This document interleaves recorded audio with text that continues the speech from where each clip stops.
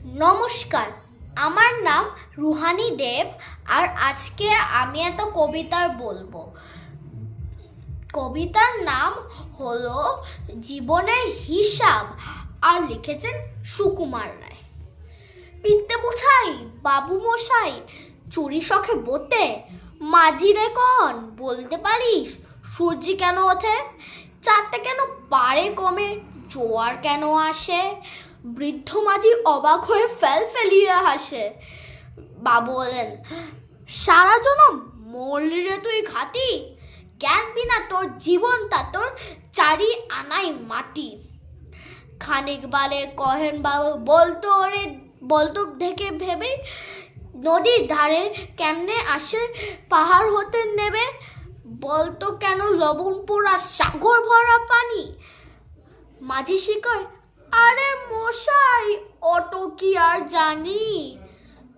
বাবু বলেন, এই বয়সেও জানিস না তা কি, জীবনটা তোর নেহাত খেলো অষ্ট আনাই ফাঁকি।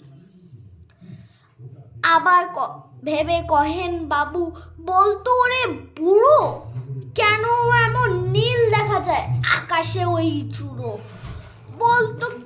বলতো দেখি সূর্য চাঁদের গ্রহণ লাগে কেন। বাবু বলে, বলবো কি আর বলবো তোরে কিটা, দেখছি এমন জীবনটা তো 12 আনাই বৃথা।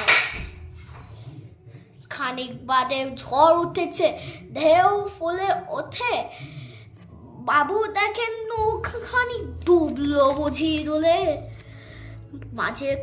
মাঝিরে কন একই আবর ওরে ও ভাই মাঝি, ডুবলো নাকি নৌকা এবার মরবো নাকি আজি।